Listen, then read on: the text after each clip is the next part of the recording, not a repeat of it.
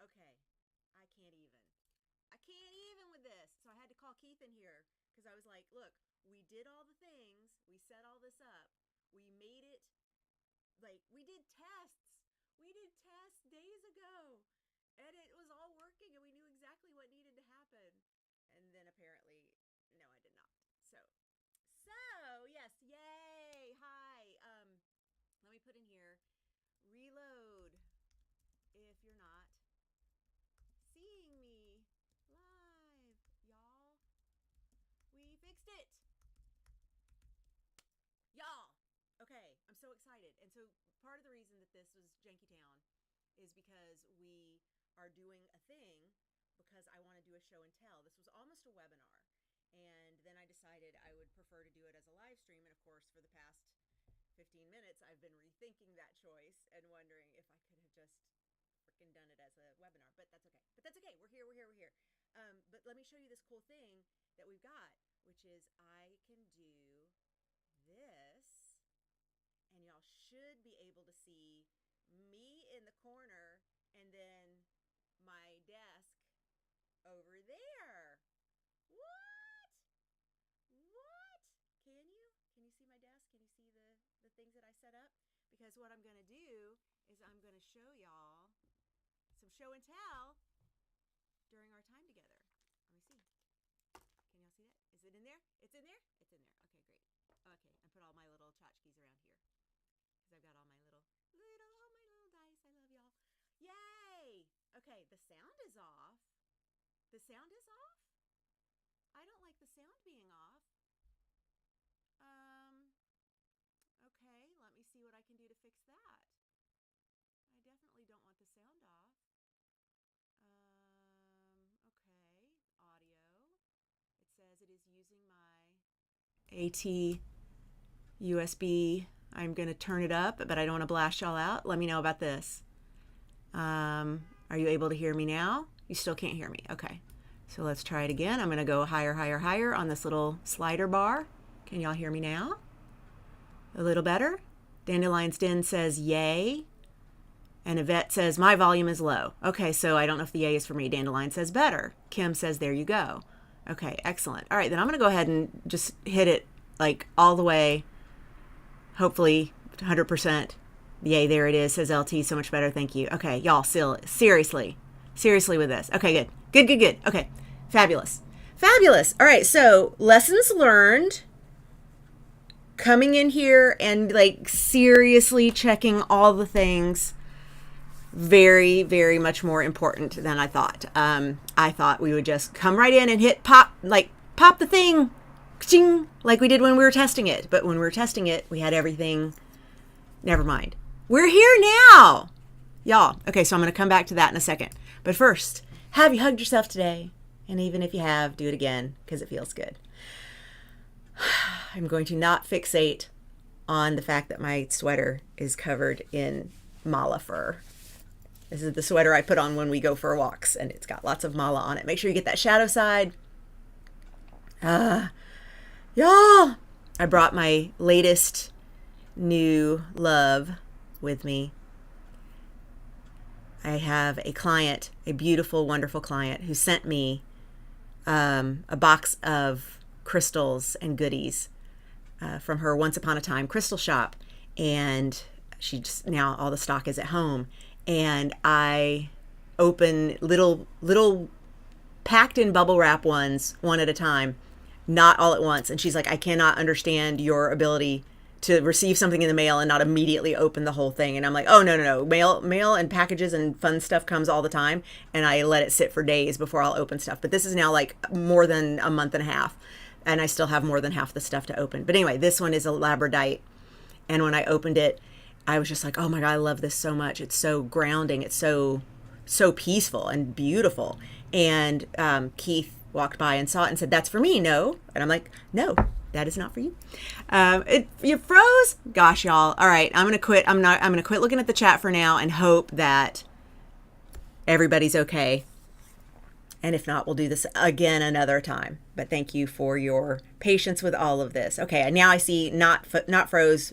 This is perfect, beautiful. Okay, all right, great. We're going to assume all is well. let's do that in life. Assume all is well.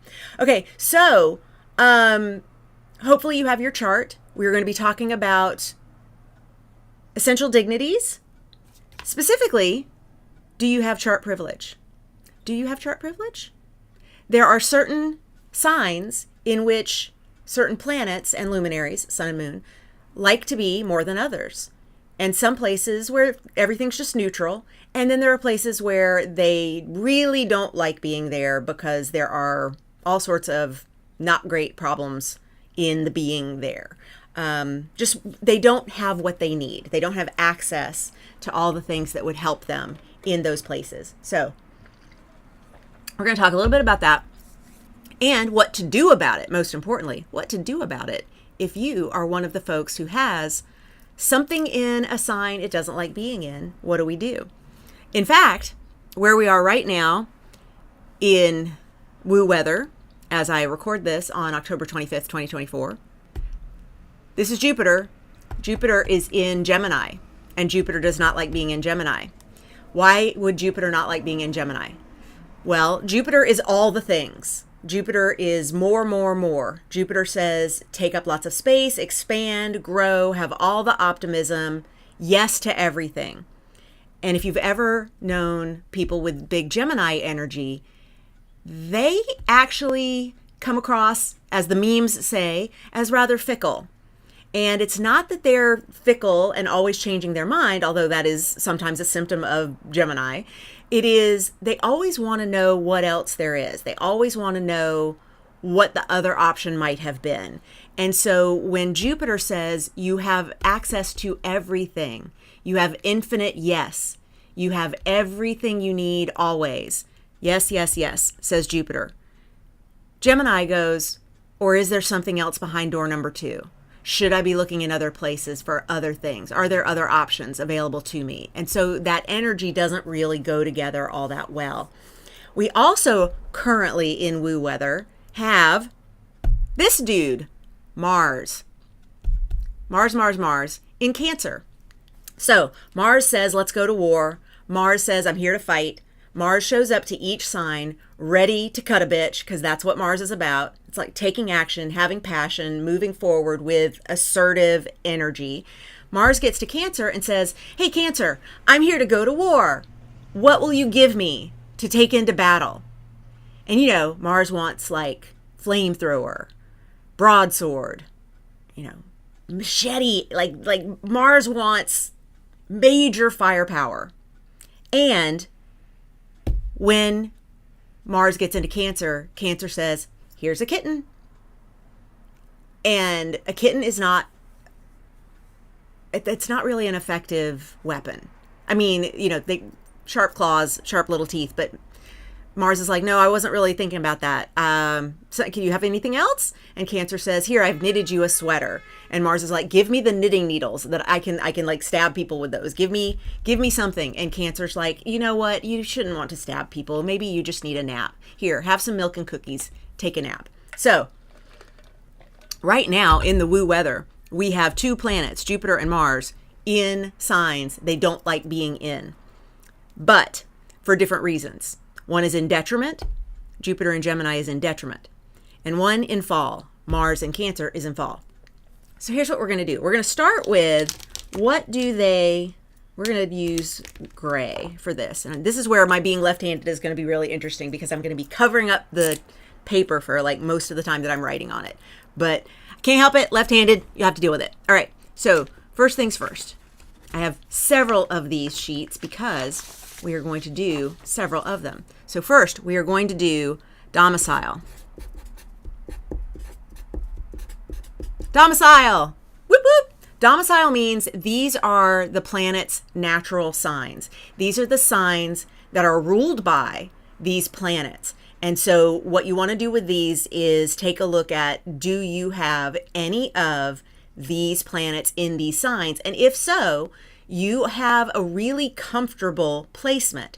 You have a planet that loves being in that sign because they know where everything is.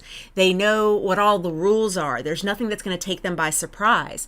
And so we will start with the sun in the center here. Sun's little note is that one. That is the wonkiest, lopsidedest circle ever. There we go. I drew it better.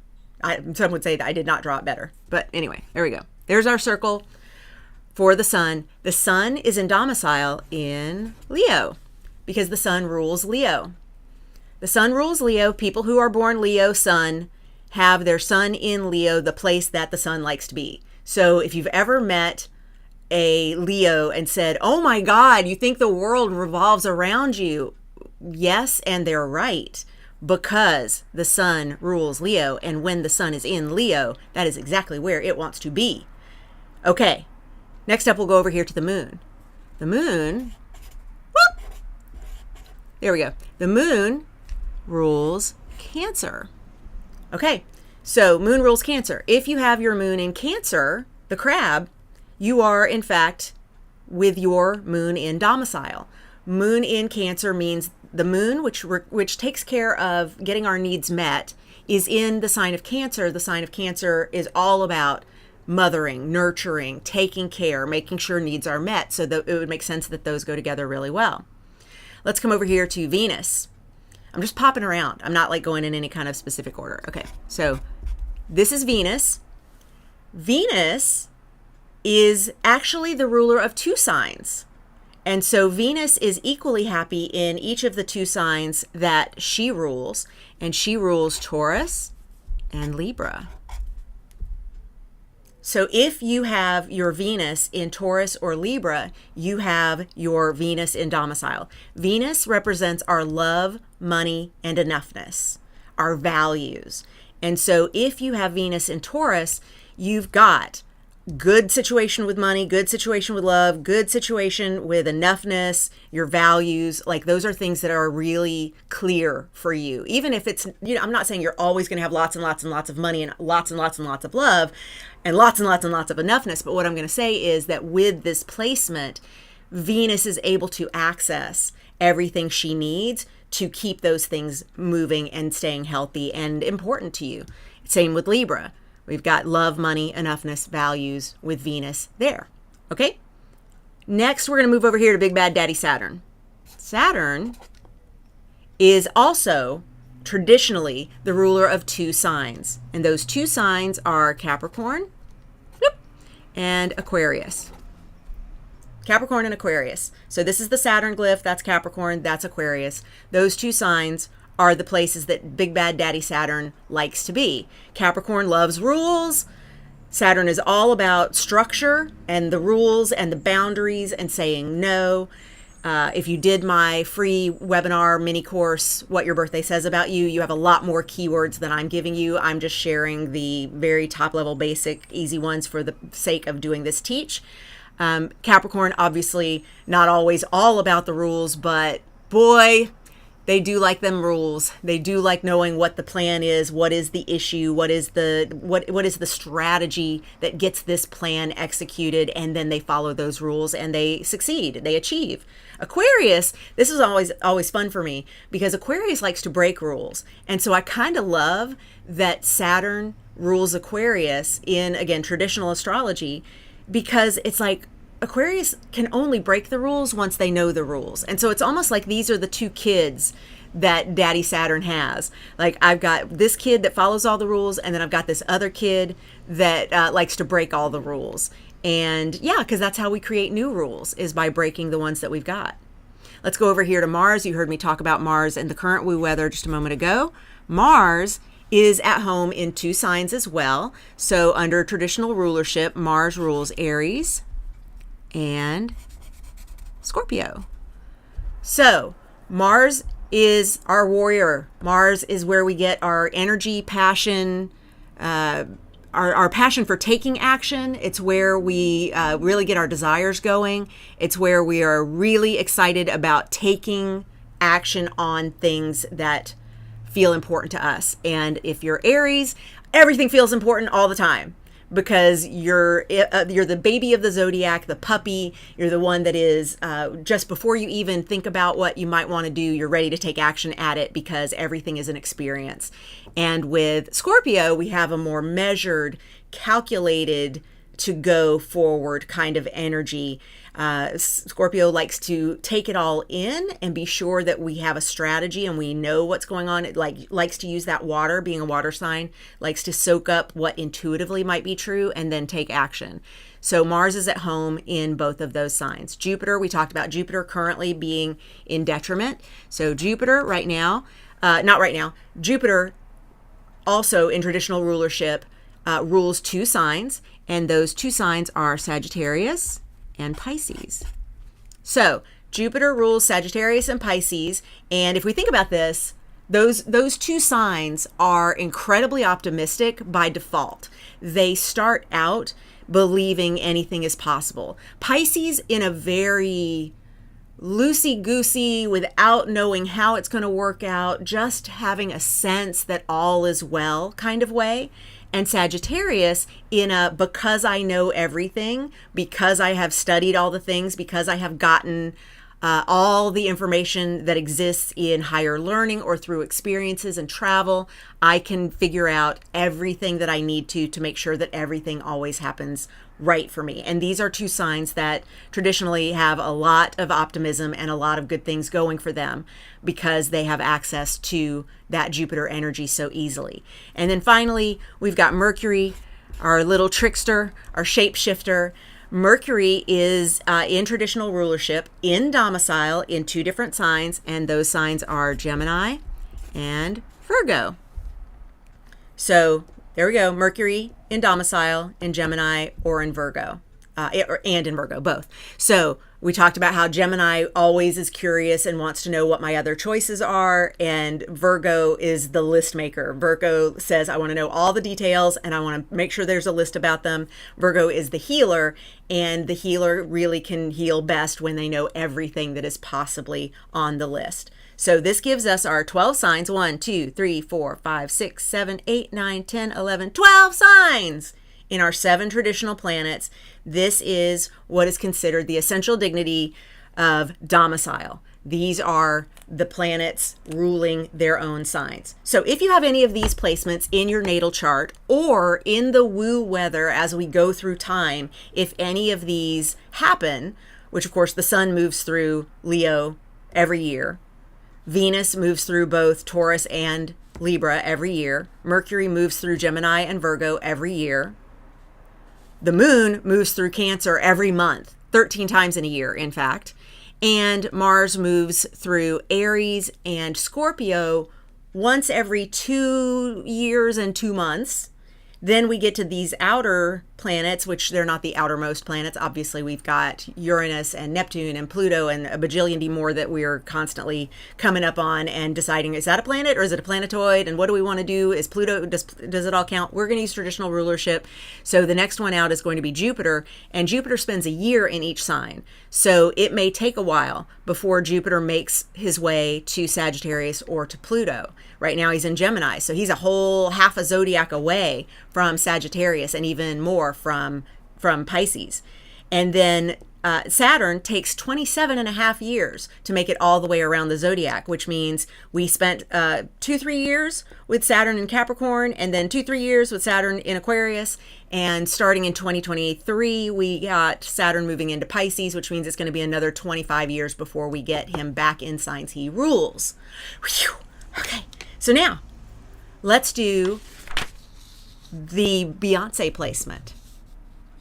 So I call it the Beyoncé placement, and Beyoncé is going to get fuchsia. This is exaltation.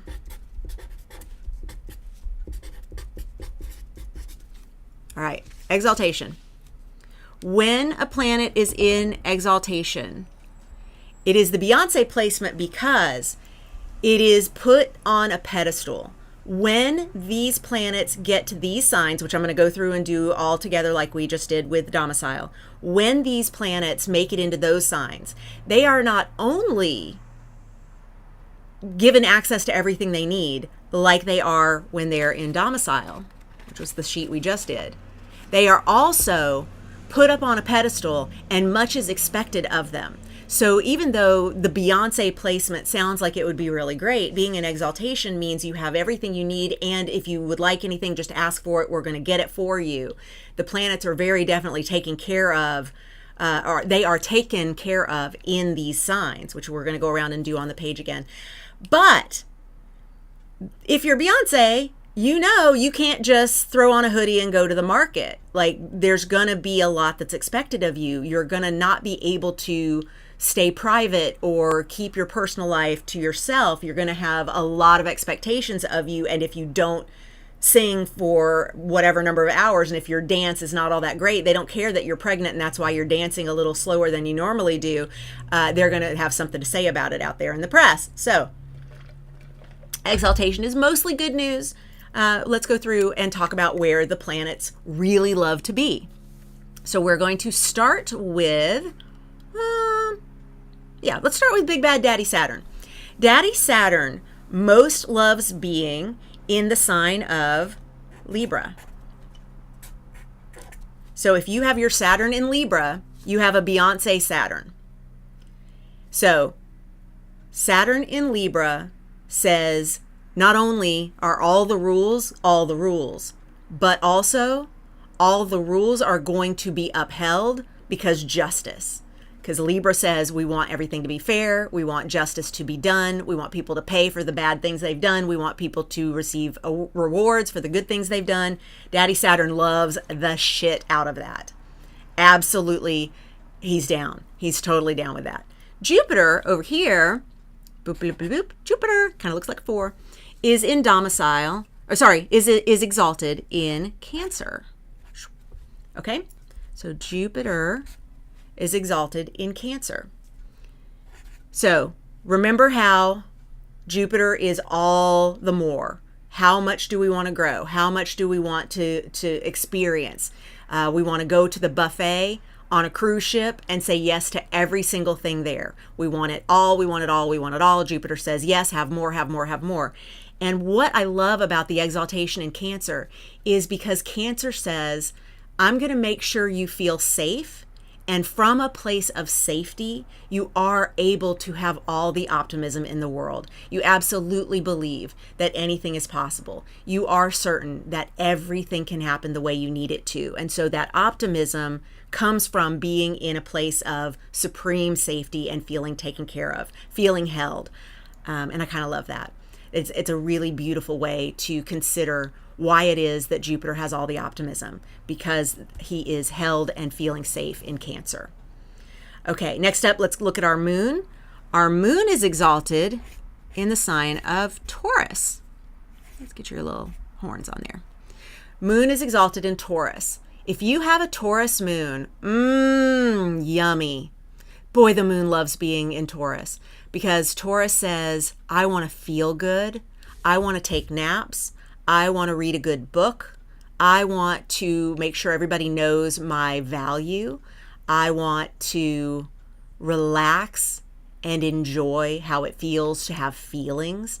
And all of that syncs right up with what the moon is here to do. The moon is here to make sure that our needs are met. And Taurus says, oh, I have great needs. I love my needs being met. Thank you, moon. Let's do it. So once a month, we get a Taurus moon for a couple of days. And I say those are great days to do things that feel self-indulgent, because to Taurus, that's not self-indulgent at all. That's care. That's upkeep. Okay. And Yvette's saying, yay, finally a good one for me. Okay, good. I'm glad. If you have an exalted moon, if your moon is in Taurus, you absolutely know how to take care of yourself and make sure that your emotions are protected. You absolutely do not apologize for making things feel good, because this combination is all about that. I love an exalted moon. Every month when the moon goes into Taurus, I'm just like, how can we do things that feel good? The sun is exalted in Aries. Okay, first sign of the zodiac. It is the zodiac's puppy. It is the one that is always going, rah, let's move, rah, let's go, rah, let's make things happen, and then thinking about it later. The sun loves that. The sun says, of course, we can take so much action in that very Aries way, from a heart-centered position. The sun brings all of that vitality and energy that is required to be new and to start a thing. And so when the sun visits Mars, they have all the energy available to glow and to lead and do the things that the sun is meant to do, create that vitality and energy and centeredness of knowing that I'm exactly where I'm meant to be. Next, we've got Mercury, and our Mercury is actually exalted in one of the signs they rule. So you remember from our domicile page, Mercury rules Gemini and Virgo. Well, exaltation, Mercury also Virgo. Good job, Virgo.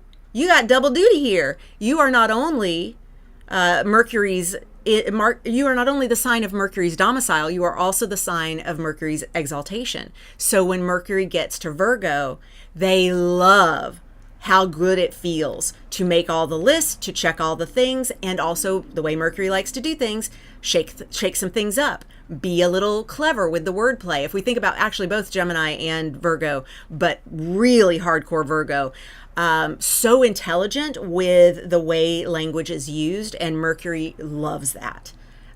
Yes. Great. Excellent. Fabulous. Okay, good. I'm seeing some good stuff coming up in the chat. That makes me very, very happy. Let's go over to Venus. And our Venus is exalted in Pisces. So Venus, remember, love, money, enoughness, our values. And then Pisces says not just here on Earth. Pisces says also across all timelines, all dimensions, all universes that have been or will ever be. That is that values, enoughness, love, let it extend way, way, way beyond just the here and now. Pisces also says your gut knows.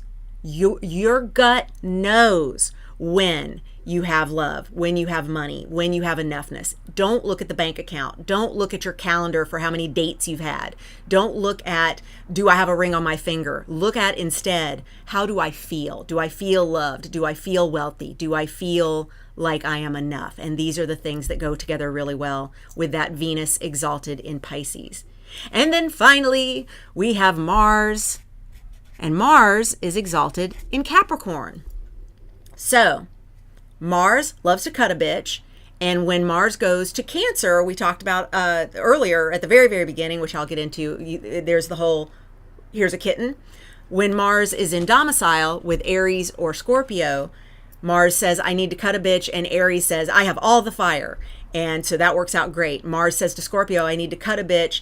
And Mars says, Scorpio says, not only do I have tools for you to do that, but I have the kind that they won't see coming, because Scorpio's got that tail that doesn't like jump over and bite you until after you've come in close enough to feel trusted. So with Capricorn, what we have here is a weapon that can be wielded to create success, to ambitiously win. This is I'm hearing that song, All I Do Is Win, right there. That's Mars in Capricorn. My good friend and business partner, Rachel Lang, she actually did a painting that I was observing while she was doing it through her Instagram stories a few years back. And I kept saying, that's my painting. You're doing that for me. It is so beautiful. That is for me. And because it is red and fiery, but also kind of gold. And it had this deep brown in it. And I was just like, this is such a Mars painting. And Mars is not in good shape in my chart. Well, Mars is in great shape in her chart. She has Mars Capricorn. And so she said to me when she brought it down from Ojai, brought it to me and gave it to me for my birthday in 2022, after I'd been admiring it as she was building it all through 2021, she brought it to me and said, this is exalted Mars. And so her exalted Mars painting is part of my planetary remediation with my poor Mars in fall. And so that beautiful energy of the winner is that Mars in Capricorn. Okay, so I see that some of you have these placements and you go, okay, that's good. I like having that one. Let me see. In some way, let's see. Is it easier to go with traditional versus modern rulership? Danielle. Danielle, sorry. No, wait, you are Danielle. Danielle, not Danielle. Okay, Danielle. I thought you were Danielle because I know she was going to try and be here. Okay, Danielle, to answer your question. It is, for what we're doing here, essential dignities, we have to use traditional rulership, because essential dignities is a concept of traditional astrology, which means we do the traditional rulership of what's in domicile. And so instead of giving Aquarius away to Uranus and giving Pisces away to Neptune and giving Scorpio away to Pluto, we keep them with their traditional rulers. And you've got none of them. You got none of them. Diddy is Mars, Cap, 29 degrees. Come on, Dandelion's Den. Come on with that. Wow. And 29 degrees, that's the critical degree. Woo! That is the critical degree. 29 degrees of anything is when the planet is doing the most, and it's doing the most of that sign. And so looking at the woo weather right now, we've got Pluto in Capricorn, 29 degrees, opposing Mars in Cancer, which will soon be at 29 degrees also. In fact, this happens on November 3rd, that we get the exact opposition of Pluto in Capricorn and Mars in Cancer at 29 degrees. It's like, the peak energy of those two really badass planets, both like the traditional and modern ruler of Scorpio. And it's during Scorpio season. I just can't with this. Like, it's going to be so messy, and the kind of messy that just like, oh God, it like defines worlds. I'm pretty excited. Okay. So we've done domicile. We've done exaltation. We are now going to do what's called detriment. And when something is in detriment, it's almost like you can get to your tools, but they're kind of like hidden. You have to use your non-dominant hand to get to your tools. And then also you're blindfolded, so you can't use one of your senses to find your tools. So detriment is the condition we're going to do now. We're going to, again, tour through all the planets, traditional rulership, and look at what puts them in detriment. Detriment means when the planet is in these signs, it knows that its tools are there. So let's, again, go to the Mars in Cancer example. Mars in Cancer is not in detriment, but I have already used Mars in Cancer as a really visible, visceral, I got it kind of thing. Mars in Cancer, I'm here to go to war, and Cancer says, here's a kitten. Mars is in fall. We're going to do that one last. Or not last, because I have a bonus fifth one. we're going to do. Okay, so this is the third one, detriment. But for instance, Mars in detriment is not even given a tool. What it is told the tools are there, but they are behind this thing. So you have to figure out a puzzle. Oh, it's like one of those reality shows where you have to figure out the puzzle in order to drop down the piece of food that you then have to eat. And that food is not great, but you have to eat it in order to get the winnings. And so you're struggling to get to something that's not even exactly what you need. And then when you get the thing that you have to get in order to win the game, you don't actually really get all that great stuff. So detriment is a not fantastic situation for the planets to be. We're going to start with Venus right here. So when Venus is in detriment, it happens in two signs. And that is when Venus is in Aries or Scorpio. When Venus is in Aries or Scorpio, she is in detriment. Remember that Venus is about love, money, enoughness, values. Aries doesn't have time to figure out love, money, enoughness, values. Aries is like, come on, let's go, let's take action. We'll figure all this out later. And Venus is like, can we slow down?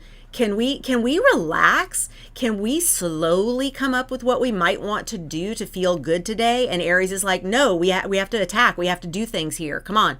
This is not the place where we have a warm, comfortable bed and somebody bringing us grapes. Scorpio says, even if we were to rest and do things that Venus likes, it would make us a bigger target. Scorpio is always looking over the shoulder for what is it that's trying to come at me? What is it that's trying to get me? And so Venus is like, I'm not suspicious. Venus is like, I trust that if I am lying on this shell, tits out, feed me grapes, grapes are on their way and I will be fed. Like, this is what Venus does. And Scorpio is like, no, it's never that easy. There's always something that we're missing. And so that feeling is what happens when you have Venus in Aries or Scorpio. And if you have those natally, we're going to talk about what do we do in chart harmony to make up for those things. And of course, if this is happening once a year, because it does, Venus goes through all the signs of the zodiac each year, we will have that experience. at some point during the year near the sun season of Aries and near the sun season of Scorpio. Venus just left Scorpio not that long ago. And so if you were feeling like your love, money, enoughness, values, your valuables, of things that you care a lot about in that realm, felt a little harder to get to, it's because Venus was touring through Scorpio, which made things a little stickier.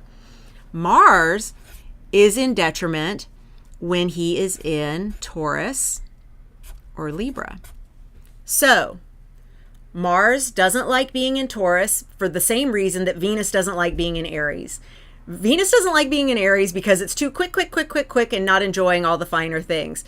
Mars doesn't like being in Taurus because Mars wants to take action, and Taurus says, let's have a nap.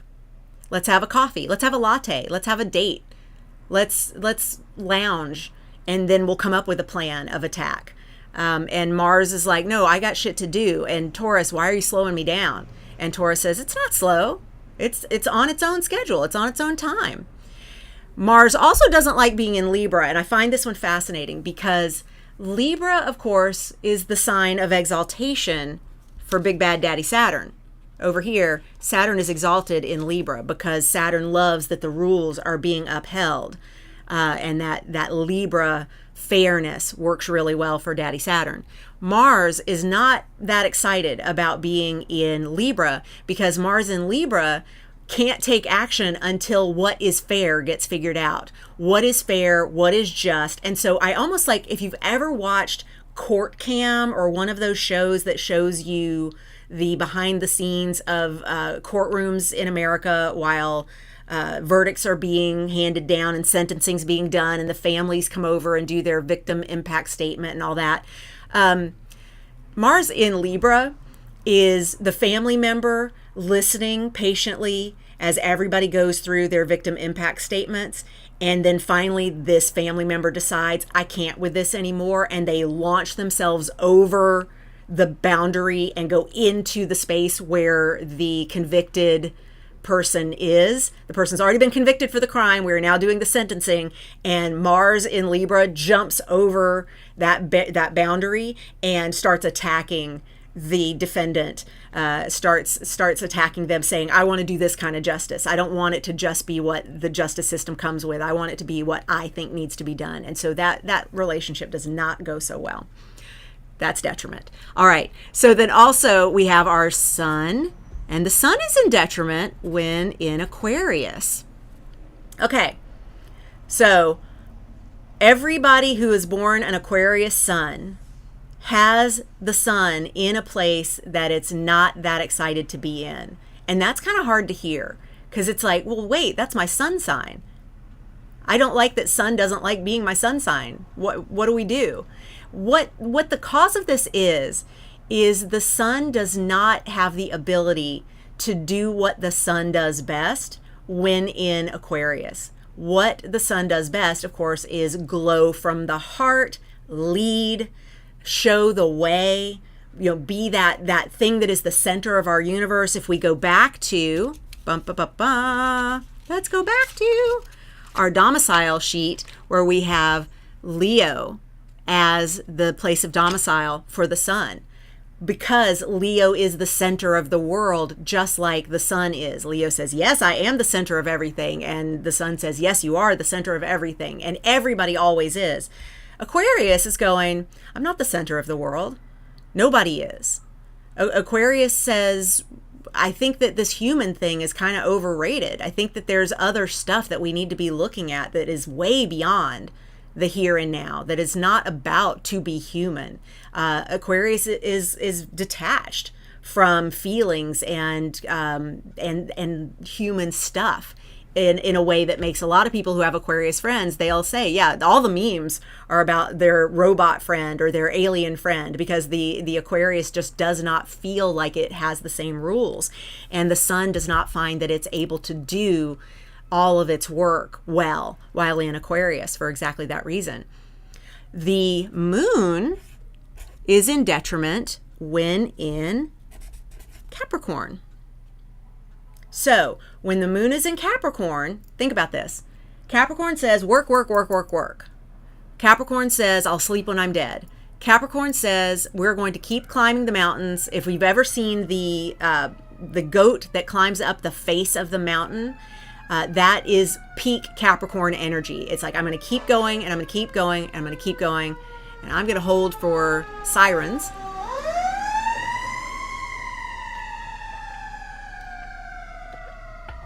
Whether y'all could hear that or not, because my mic is pretty good at canceling sounds. We have more sirens coming. So I'm gonna hold again. Drink more water. God. We have so many sirens. That's like all of the Santa Monica Rescue Force out at once. I mean, that's about all we got in small town Santa Monica. Okay, so with Capricorn having that much interest in work, how do you think the moon feels in Capricorn? The moon is how we get our needs met. The moon is the backseat driver of the life car. The moon is always making sure that we are taking care of ourselves and our hearts and our gut, our sweet mothering energy, right? But in Capricorn, we've got the I'll sleep when I'm dead mentality. We've got the, well, you can't rest yet. You still have too much to do.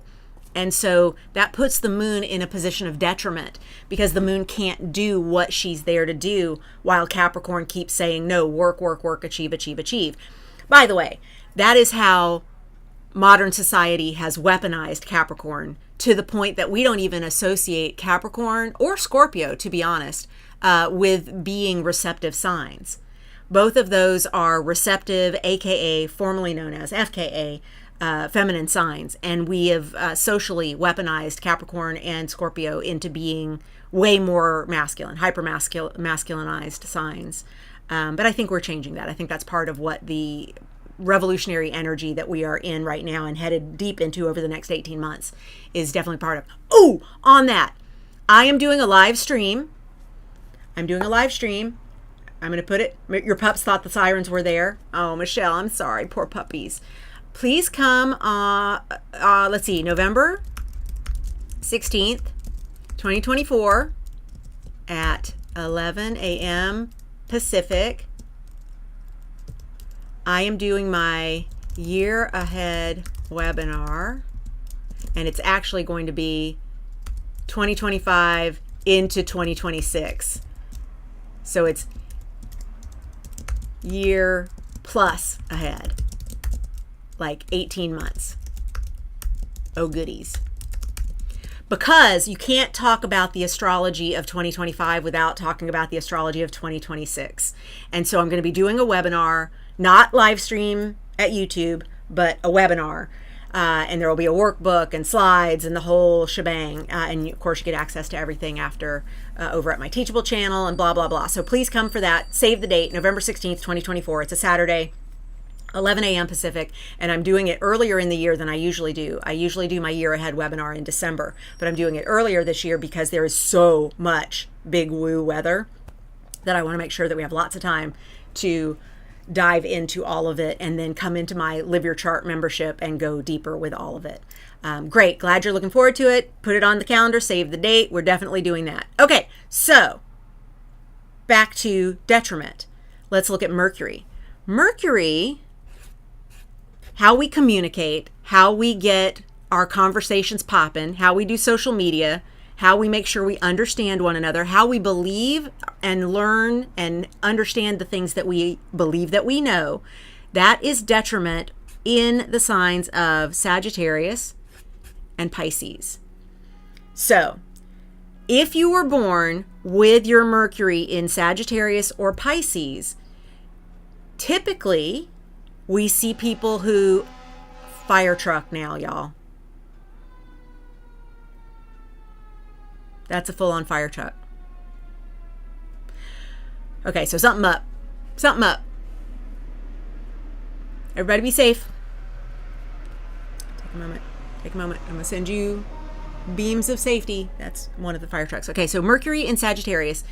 If you're born with Mercury in Sagittarius, a lot of times It means that you may have been diagnosed dyslexic growing up, or had some issue with becoming verbal, that you still to this day could be someone who makes up words or has that Miss Malaprop thing where you pick the wrong word, but you know what you mean, but it's something that maybe you struggle to get across. People who are born with Pisces Mercury oftentimes don't speak until they're like 3 years old. And then suddenly they speak in complete blocks of like paragraphs and sonnets, after they've not even said mama, dada growing up. So Mercury in both Sagittarius and Pisces struggles because words are they're so sloppy. Words are so inefficient to be able to convey the kinds of things that Sagittarius and Pisces want to convey. So Yvette, with your Mercury in Sagittarius, did you growing up find that you had trouble placing the right word, or do you even still feel that way? Tech challenge like mastering tech, yeah, that can also be a part of it, since Mercury is about how we use our little local communication devices, our phones, and our immediate access tech. So I like to say, like, Aquarius is big internet, and Uranus is big internet, and Mercury is the small, the gadgets that we use to get on the internet. Uranus is the cloud, and Mercury is how we communicate using the cloud. So if you have Mercury in Sagittarius or Pisces, you may have had to get really creative about how you come up with your words, and hopefully you don't judge yourself for it. Hopefully you have been able to say, yep, I get caught on my words. But what I love is that knowing that you have a Mercury in detriment means that when you have a slip of the tongue, you can just go, yep, that's my Mercury in Sagittarius, shrug, and move on. Because Mercury is all about move on. Mercury does not get stuck in feelings. Mercury is very quick to be mutable and move about. I always feel like my words harm more than help. Yeah, Yvette, that is one of the symptoms. Because especially with Sagittarius being a fire sign, you can feel like they were more hurtful than you intended them to be, even when you're trying to, like you said, when you're trying to help. That is definitely something that's a symptom of that. And so just start by labeling it that way. When you feel yourself tripping over your words, or you see someone being hurt by something you've said, say, sorry, it's not me, it's my Mercury in Sag. And then see if that gives you a feeling of relief that lets you recover and then choose the right word next, so that you don't compound the situation and make it worse, as it were. So then let's move over to our detriment for Jupiter. Jupiter is in detriment in Gemini, which is where he is now, and Virgo. So let's talk about why that is. Why is Jupiter the planet of more, the planet of big, the planet of optimism, the planet of I can do everything, I can have abundance everywhere, in detriment in Gemini and Virgo? Well, Gemini, like we talked about at the very, very top of this broadcast, because Jupiter is currently in Gemini as I'm recording this, Gemini wants to know, what else do I have to choose from? What else could I select? What are my other options? And Jupiter's like, no, you have all abundance. You don't need to worry about what else might be available to you. You can have it all. And Gemini's like, no, I always need to know what else the other options are. And I want to be curious about what else there is. And when you say I can have infinity, I don't understand what that means. And so there's a disconnect between Jupiter and Gemini. When Jupiter is in Virgo, similarly, Virgo is always itemizing a list of all the things that need to be healed, that need to be done, that need to be taken care of, and wants to have that finite list of things. And Jupiter says, no finite list, infinity, all the things, all the abundance. And so just that disconnect, because they are always looking for what is the other thing, or what is the last thing that needs to go on the list. And Jupiter says, I don't deal in that world. So let's take a look at what we just did here. That's Jupiter in Mercury ruled signs and Mercury in Jupiter ruled signs. Did you catch that? So back to domicile. Jupiter rules Sagittarius and Pisces. Mercury rules Gemini and Virgo. So they're in detriment when they're in opposite signs. So when Jupiter is in signs ruled by Mercury, they don't really connect in a way that makes sense. And when Mercury is in signs that are ruled by Jupiter, they don't really understand how to use those tools. So this is also, by the way, the mutable signs. These are the 4 mutable signs. Because we've got cardinal, Aries, Cancer, Libra, Capricorn. Those are the leaders. Then you've got fixed. That's Taurus, Leo, Scorpio, Aquarius. Those are the upholders. You tell me what is, and I'm going to uphold it. That's the fixed signs. And then you've got the go with the flowers, which are the mutable signs. And those are Gemini, Virgo, where am I going next? Sagittarius, and Pisces. Those are these signs that we just did in detriment in the opposite rulers. So to know mutable signs is to know that when they switch off, they are not getting everything they need. They're not having access to everything that they need. Big Bad Daddy Saturn, to close out detriment, Big Bad Daddy Saturn is in detriment when in Cancer or Leo.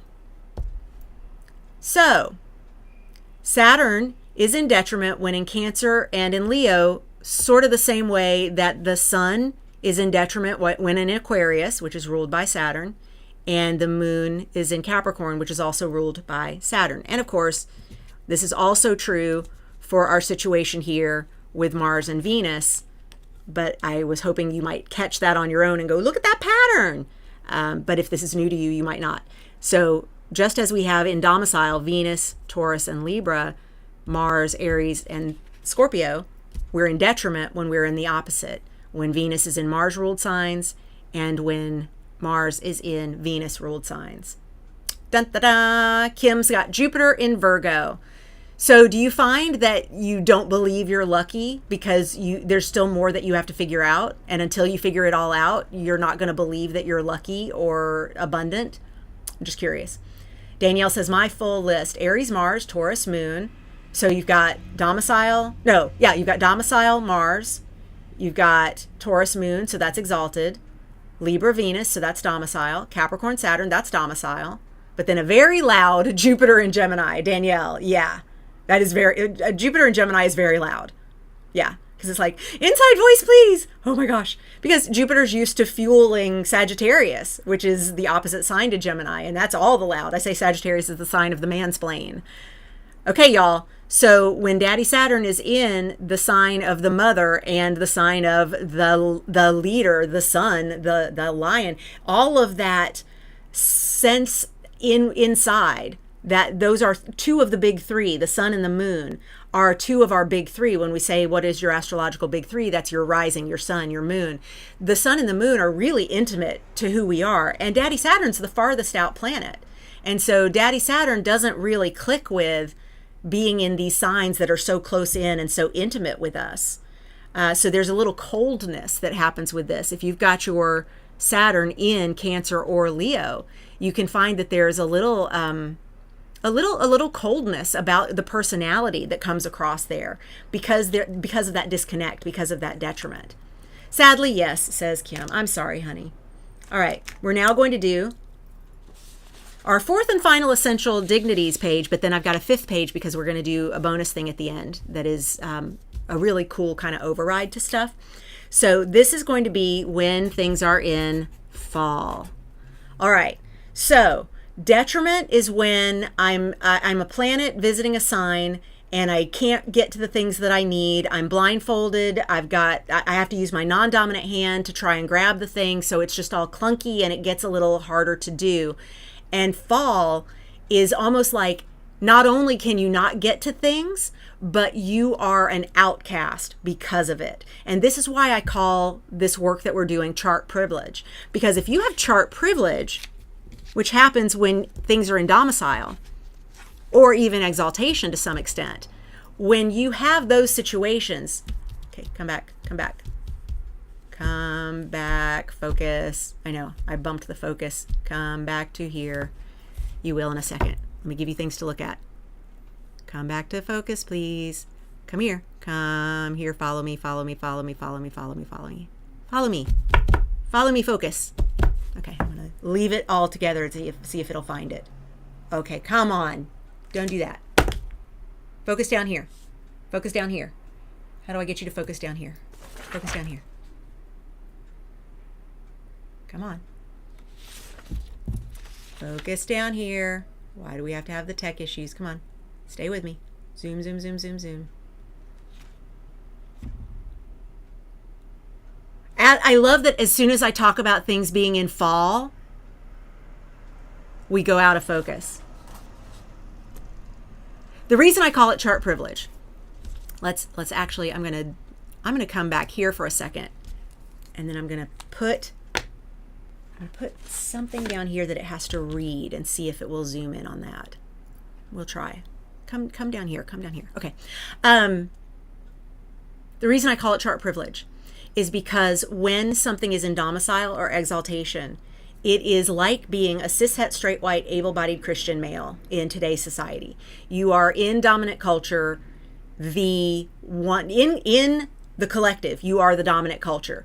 You are the one with the most power. You're the one with the most access to all the things. Society is built for you and around you, and without consideration for everybody else. And everybody other than the cishet, straight, white, able-bodied Christian male is either in detriment or fall, because we don't have the same advantages, we don't have the same starting point, we don't have the same access to the tools, and after a while, it's not just we don't have access, it's that we are considered the lesser than. We are labeled as wrong.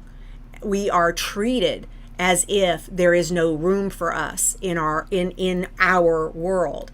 And instead of those that are of chart privilege understanding, hey, not everybody gets the same privilege as you, we actually have in society it sucks. You wish it could be me, and I'm not going to let you have any power, because if you have power, then that's not so good for me. And I would love it if we could do it like we do it astrologically, which is where we say, yeah, something's in fall. Something is there's a planet that is given less opportunity to do what it is great at, and has less access to resources and less ability to do those great things. Why don't we give them a hand? Why don't we help them get access to something that helps them be great, so that we can all benefit from those planets being great? And that's what chart harmony is. It is, what can we do for planetary remediation that helps the planets enjoy more where they are. Okay, I'm now going to switch back over to my cute little, it is! Yay! I had put my little piece of paper there with words on it, and it focused. Yay! It worked. See, that's me figuring out a way to get stuff that's in fall to be less in fall. We can all do that. We can do that societally. We can. Okay, all right. Here we go. Planets in fall. Let's start with Mercury. Mercury is in fall when in Pisces. What? We just had Mercury in detriment when in Pisces and Sagittarius. Yep, sure did. But remember how we had Mercury in Virgo in exaltation after having been in domicile in both Gemini and Virgo? Same. Mercury in Pisces is double. Mercury in Pisces is not only in detriment. Mercury in Pisces is also in fall. So this is where, again, you heard me mention, this is the kid that grew up being told the stories of, you didn't even speak until you were 3 years old, and then when you spoke like sonnets and chapters and paragraphs all at once. Also, there are diagnoses of speech-related issues, or kids needing to go to speech therapy to work something out when they're born with Mercury Pisces. Of course, this isn't true for everybody. This is just something that the patterns definitely show up for. And if you have Mercury in Pisces, if you've ever felt less understood, it's because you're not only dealing with a Mercury that is in detriment, but it is also in fall, which means it is not just not getting access to its tools. It's also being looked down upon for not having access to its tools. Through no fault of its fucking own, by the way. Dandelion's Den says, I'm a Mercury Piscean. Do you feel that? I mean, you don't have to share if you don't want to, but do you feel that? Do you feel that, like, not only are you not understood, but you've been ridiculed for that? Because fuck that. How about you're not understood and we all lean in and go, ooh, well, what could I learn from the way you communicate? What is it about the way you communicate that could actually be inspiring? Instead of being afraid of the differences, maybe we could learn from them. Oh, I don't know. I'm an idealist. You can ask anybody. I am both a conspiracy theorist and certain that everybody's out to get us always. And I am certain that we can make big change in our generation. We can see it happen. Okay. Sorry, Carla. I'm giving you lots of hugs, lots of love. Hugs, hugs, love, love. Okay. Let's now jump over to Jupiter.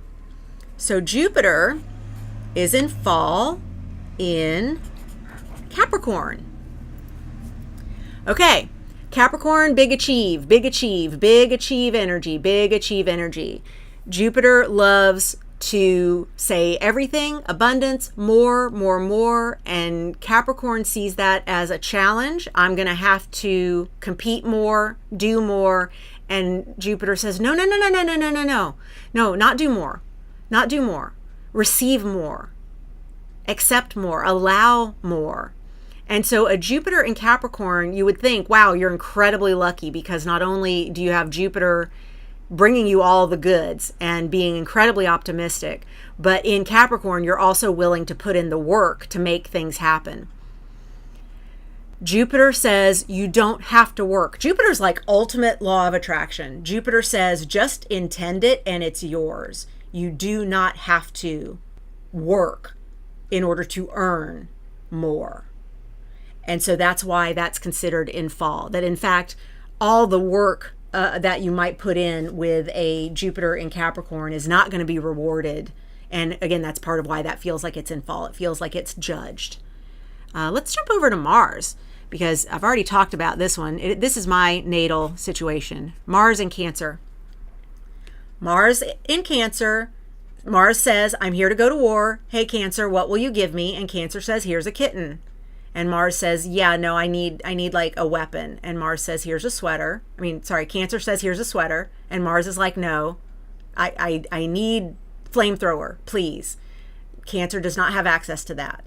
So if you are natal Mars in Cancer, like me, first of all, happy Mars return, because you're going to be having your Mars return or have already had your Mars return if your Mars is in Cancer. And Mars gets into Cancer every 2 years and 2 months-ish. And we're also having retrograde Mars soon. Mars is moving into Leo in the next couple of weeks, and then we'll retrograde back into Cancer and then go back across Cancer once they turn direct and go back out to Leo. So we're going to be dealing with Mars in Cancer for a long time. And it is making everyone pop off. It is making everyone feel, I have to protect because Cancer, nurture, mother, safety, how we get needs met. And Mars will, if you're born with Mars in Cancer, you already know this, Mars will not fight until you are so backed into a corner. And so think of that Cancer crab moving back, and then there's this one big ass claw. And once Cancer is backed as far into a corner as she can possibly get, that claw comes out and says, okay, you made me do it. And you pinch off a pecker. And then it's like, whoa, that was such a big reaction. What is wrong with you, Mars in Cancer? And it's like, exactly. Mars in Cancer doesn't know how to act. So you get me backed up enough, I'm going to have to do a Mars thing. And the only Mars thing I can think of is to kill you. And so if you've ever found yourself being inappropriately angry, especially if you are not a cishet, straight, white, able-bodied man, you can thank Mars in Cancer for finally getting to the point where it's like, I'm sorry, I'm going to have to kill you. I'm sorry, I'm just going to, you've made it bad enough, I'm going to have to kill you. So that's that. Yeah, I know. It's a lot. It's rough. This is where, especially if you are female identifying, you get told calm down a lot. And this is where I say, fuck your calm down. Women are allowed to be angry. Women are allowed to be angry all the time. In fact, women should be angry more because of all the bullshit. Someone asked what this is, so let me share. This is an amethyst geode. So it grows from the earth, as do all crystals. I know, isn't it gorgeous? You can't really tell how purple it is in this camera's light setup, but it's amethyst, purple, dark purple, beautiful. Yeah, this one, in case you were asking about that, this one is my labradorite palm stone, which I love. Latrice says, "Yep, that's me. Yep, Latrice, I know it's like I only got this angry because you got me this trapped. Hope you enjoyed living. That part's over now." I know. I know. Okay. All right, let's go over to Daddy Saturn. Daddy Saturn is in fall in Aries. Okay, let's think through this one. Saturn is slow. Saturn takes his time. You remember I said it takes 27 and a half years plus for Saturn to make its way through all the signs. So that's why Saturn return happens when we're 27, 28, sometimes 29, depending on what sign we have it in. Saturn in Aries is a real weird fit because Aries says, let's go, come on, let's go, fast, take action, we'll figure everything out later. And Saturn's like, no, I am the planet of the plan. I am the planet of the structure. I am the planet of boundaries and order, and this is the sequence of events that needs to happen. I am the planet of no. And Aries is the sign of yes and fast. And that is a real rough mismatch. Same as Mars and Cancer, by the way. Like that is like, you can see why they have trouble in these little matches here. Let's go to the moon. The moon is in fall when in Scorpio. You may have noticed if you follow me on Instagram, first of all, I'm sorry I've abandoned you in 2024. Please keep following me on Instagram. I promise I will be back. I have just been gone. I'm definitely not coming back before the election, but I have definitely taken some real serious time away from Instagram just for self-care reasons. And also I've just not been all that interested in doing social this year. And that's fine. That's, I think, a good phase to go through. But one of the things that is on my Chart Harmony Instagram is the post-it note that I always put up when the moon moves into Scorpio. And as we know, the moon moves into each sign every month. So we get a moon in Scorpio every 28 days. And so when we get the moon in Scorpio for 2-3 days, the post-it note goes up and the post-it note says, "Moon is in Scorpio. Be gentle." Why is Scorpio the sign of the moon's fall? The moon is how we get our needs met. The moon is super sensitive. The moon says, trust your gut. Scorpio, as we've mentioned before, has a little paranoia. Scorpio wants to know, what's your agenda? Scorpio says, what's the catch? Scorpio says, I need to get to the bottom of things to figure out what it is that you're actually trying to do here. And so it's as if self-care or love, like a mother's love, says to Scorpio, you better be on even higher alert that something's out to get you. And because Scorpio is so intuitive, Scorpio understands everything about everybody all the time. And that is a little disconcerting, but it is true. And because Scorpio does know everything about everybody all the time, Scorpio believes that everybody else knows everything about them all the time. And Scorpio, ain't nobody thinking about you as much as you are thinking about them. Ain't nobody trying to get to the bottom of who you are like you're trying to get to the bottom of who they are. Nobody is all in your business like you think they are. You can relax. And of course, Scorpio would tell me, you're telling me to relax because that's a part of your long con. Yes, you see how that doesn't really work well. Okay. Then we've got Venus in her sign of fall when in Virgo. Okay.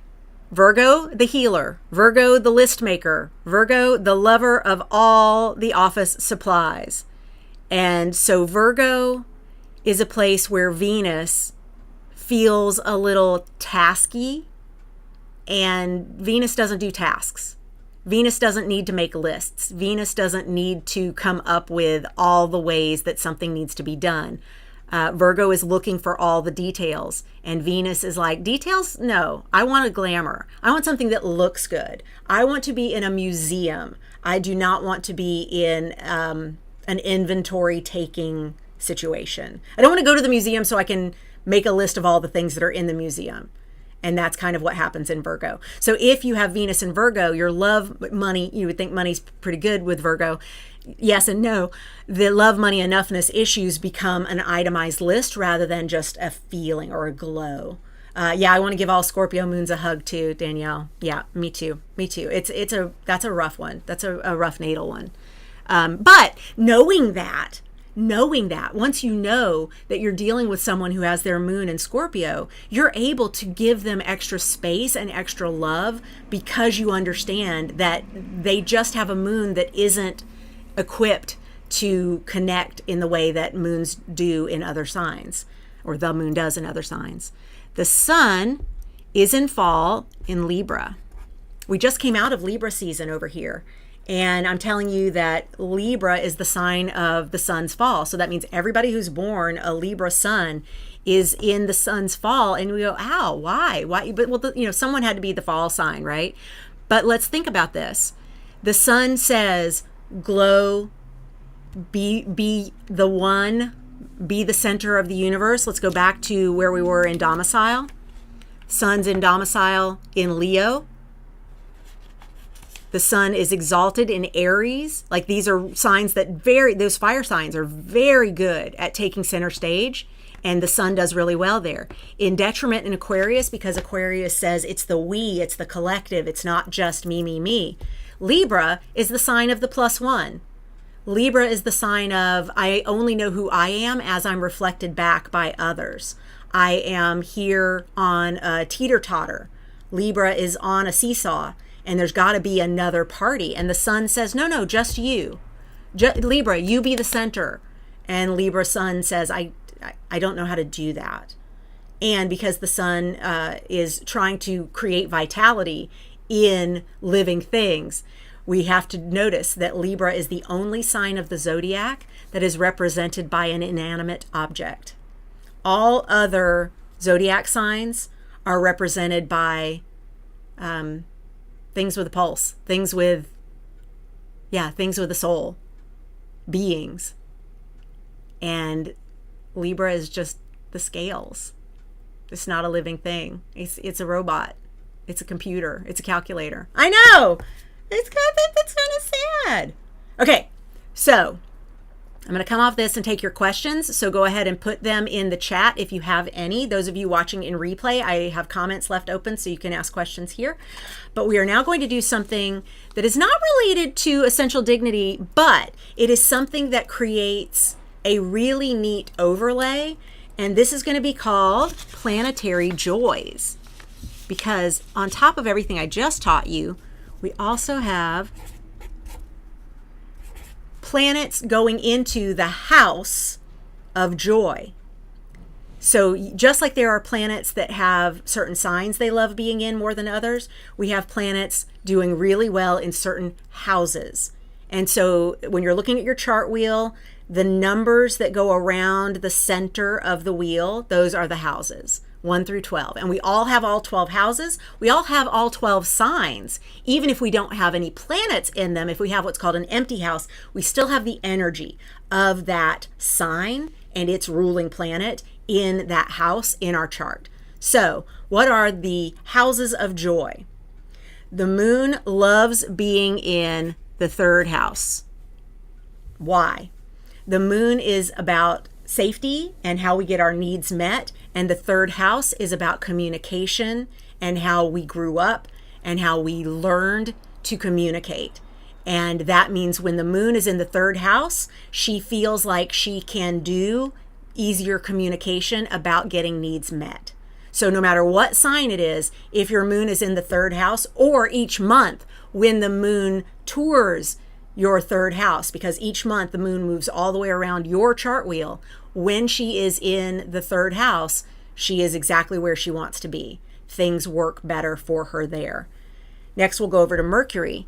Mercury likes being in the first house. Mercury loves that energy of, am I up here toward your 12th house or am I down here toward your second house? I really like being on this horizon line. I like playing with your ascendant. I wrote it on the wrong place. Mercury, first house. Oopsie. Okay, so don't look at that one yet, and then I'm not going to cross it out until I get to Venus, and then I'm going to change what that was. Bloop, blooper. First house Mercury. First house Mercury. Okay, that's right. I need to write that this is the moon, and I need to write that this is Mercury. That'll help. That'll help. Mercury loves being in the first house. Mercury is the change agent. Mercury loves to switch things up. Mercury loves to say, am I a day chart? Am I a night chart? Am I on your rising? Am I not on your rising? The activity of all of that trickster back and forthness feels really good to Mercury. So the communication of your first house, which the first house is where our personality lives, is a place that Mercury really likes to be. Now we're going to move over to Venus, and I'm going to fix this little situation here. That says fifth house. Like how I fixed that? So this is a Venus in the fifth house. Very happy. Why fifth house? The fifth house is where we have sex. It's where we take risks. It's where we have affairs. It's where we go to Vegas and we gamble and we buy lottery tickets. The fifth house is the house of taking the stage. If you ever step up on stage, even if you're not an actor professionally, your actor house is the fifth house. This is where you step into place and ask to be glowed upon. The friskiness of the fifth house. Fifth house also represents your children and your own childlike glee. Venus really likes that vibe. Okay, then we're going to go over to the sun, and the sun likes being in the ninth house. So the ninth house is the house of higher education, higher learning, international travel. The ninth house is law, philosophy, religion, astrology, getting published. Ninth house is all of that. In fact, the ninth house, actually, in my chart, Gemini is my ninth house, and that's why we're doing the Jupiter and Gemini year-long ride-along, because that ninth house is the house of publishing, and Jupiter being there means expansive Gemini work. Words, getting published.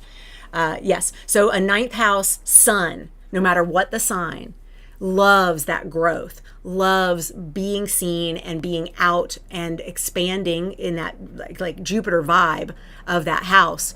The house on its own vibrates like that because it's about expansion and higher learning and where we can take our experiential learning. And those are things that make the sun feel more shiny, more vital. And those are all good things. The cut-a-bitch Mars likes to be in the sixth house. So the sixth house is where we see our health, our hygiene, our pets, our daily habits, and also our unwellness. Where we get sick is often seen in the sixth house. Medical astrology, we always want to look at the moon in our natal chart and what's happening to the moon by transit. We also want to look at the first house because that's our body and our personality and our physical traits. It is also the sixth house because it's our everyday habits. And Mars likes being in there because Mars is a planet of action. And so even though that can mean while Mars is there, he does things that don't make us very well because he likes to cut a bitch and could, especially if he's in a sign of fall or detriment while in the sixth house, could sometimes cut things that don't need to be cut. He really likes the constant activity of the sixth house because the sixth house is always happening. Jupiter loves being in the 11th house. Let me make that Jupiter a little better. So Jupiter loves being in the 11th house. The 11th house is our house of expansion with our fans, our friend group, and how we make social change. The 11th house is our audience. The 11th house is our big group of friends, not our close-in friends. That would be more third house, which is where the moon is in its house of joy. But the 11th house is also where we do activism, where we create change for society, for the collective. And Jupiter, with all his optimism, loves being there. loves the, yes, acceptance of all the treats, all the rewards, all the abundance that can possibly exist. Jupiter's here for it. And then Daddy Saturn loves being in the 12th house. The 12th house is the house of our mental health. It is the house of imprisonment. It is the house of secrets. It's the house of shadows. It's the house of magic and spirit work, other worlds, conversations that are subconscious and that we don't have out loud. And Saturn likes all of that depth and all of that potential dark. He likes the not being seen of the 12th house. The 12th house is considered a dark house astrologically, and that's because you can't get to it from the first house. It's like somebody's in your blind spot while you're driving. The first house is where your personality is. That's why your rising is the driver of your life car. The 12th house is like something in your blind spot. You can't really get to it. You can't really see it from the first house. And of course, Daddy Saturn likes it that way. Okay, so once more, I will show each of these. So if you want to take a screen grab, you may. Let me get them a little more there. Okay, and I'll move my rune dice. Okay, so these are the planetary joys. These are planets in fall. Get up. These are planets in detriment. Peek up. These are planets in exaltation, aka the Beyoncé placement. And these are planets in domicile.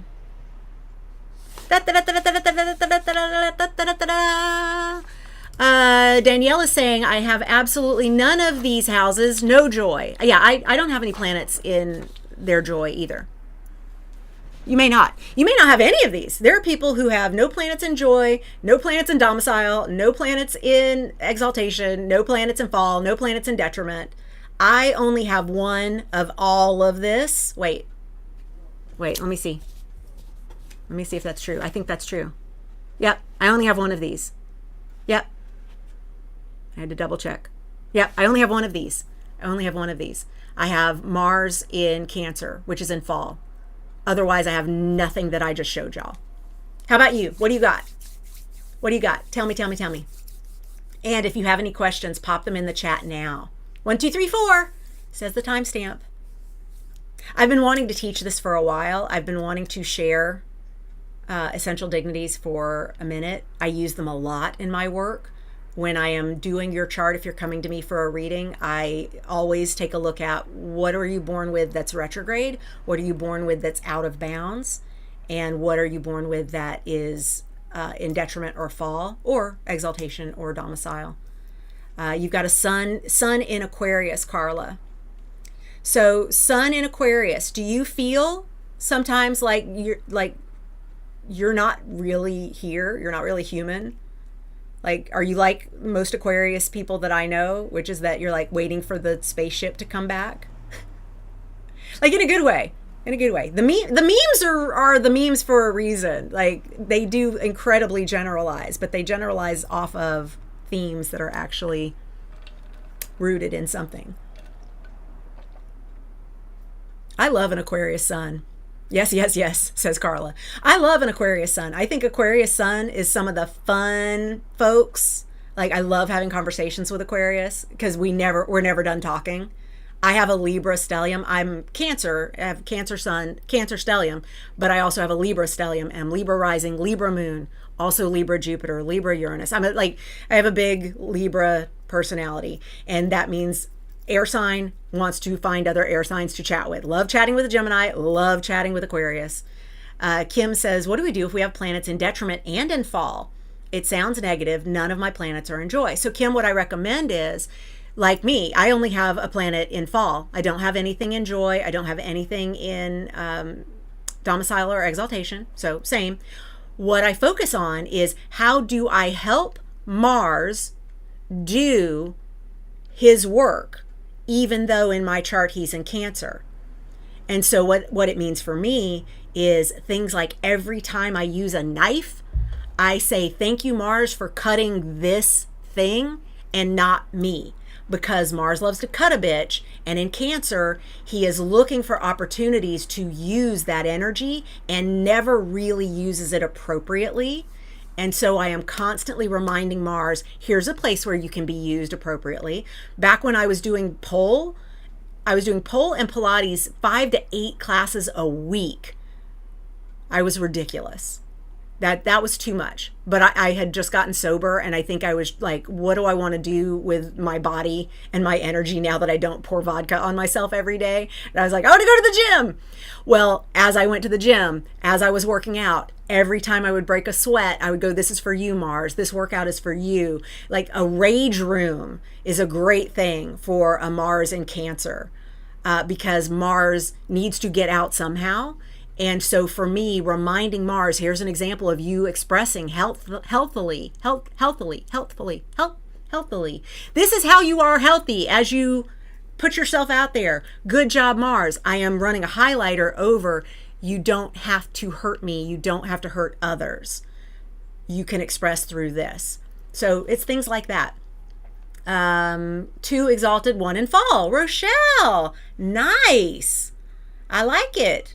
I like it, Rosh. I like it. 2 exalted, 1 in fall. 1 in fall. Figure out what to do with the 1 in fall. The ones that are exalted, a lot of expectations, as you know. What is out of bounds? So Danielle, there is something called declination. You can think of it with the eclipses, because the eclipses deal in declination. And it is not just the degree, it's not the degree of your planet. So like if you've got, we'll just say if you've got Venus at 22 degrees something, that degree is not what we're looking at, but it is, declination is measured in degrees. Declination is how close to the ecliptic is it coming. So it's not just the degree of the constellation that it is touring, which is done on a circle from the Earth out. It is actually the degree of declination, like how close is it to the equator? Let's look at it that way. And there is a certain degree, I believe it is 23 degrees 17 minutes. I think that's it. I'm gonna have to Google. Because no, I can actually just pull up my Astro Gold, and I will be able to see. If it is, what is being in, yeah, we don't currently have anything in out of bounds, but we will. Oh, you know what? Actually, in November, y'all, in November, we've got freaking Venus is out of bounds the whole freaking month. Yeah, I know. All right, so let me go. I'm just checking. I want to get the number right for you. Yeah, 2317, I believe. And it is, yeah, it's a point of declination that we're looking at, a degree of declination we're looking at. So it's not something that you can tell by looking at the chart wheel.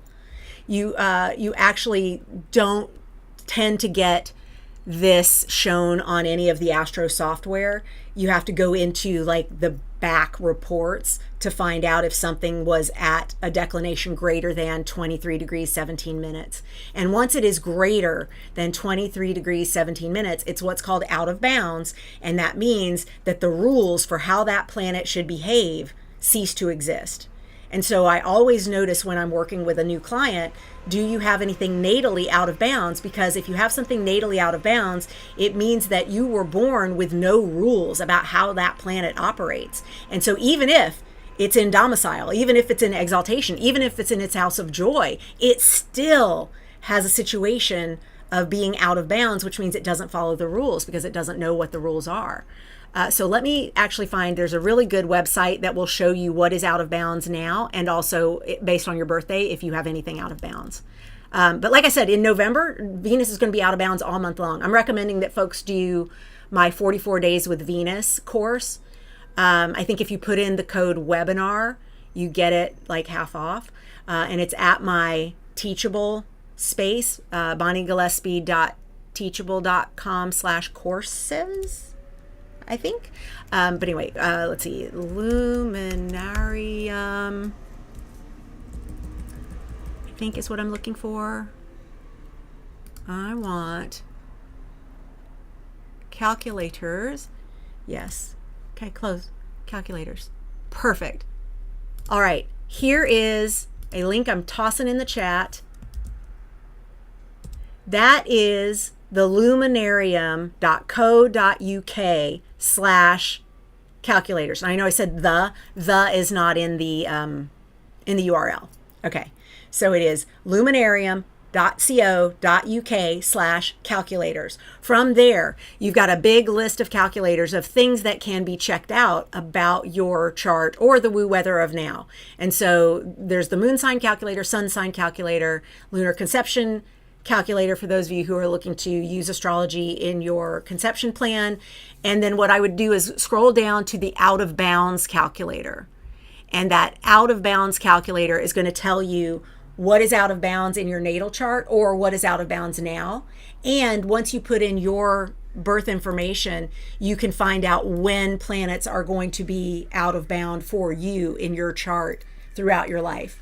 And so you're able to say, oh, good, I feel more at home. Like if you were born with Venus out of bounds, you feel more at home when Venus is out of bounds every now and then. Because when she goes out of bounds, you're like, I feel seen, I feel correct. This is what I was birthed into. Yeah, it's a cool concept, Danielle. And especially where I notice it is when Mars goes out of bounds, because my Mars is in fall. My Mars is in Cancer. Mars does not like being in Cancer. So I already have this relationship that's a little sticky with Mars. I don't get angry right, basically. I do not get angry right. Yeah, I don't. I have to really work at getting angry correctly. Or else people get hurt. People get hurt. And then I spend, because of all my Cancer in my chart, I end up spending years replaying the story of how I hurt that person. And like, there's still somebody that I never even met that I like prank phone called or some stuff, like middle school age stuff, age 12, age 13 bullshit nonsense. And I still worry about that kid and wonder, like, did I hurt him? Like, did he turn out okay?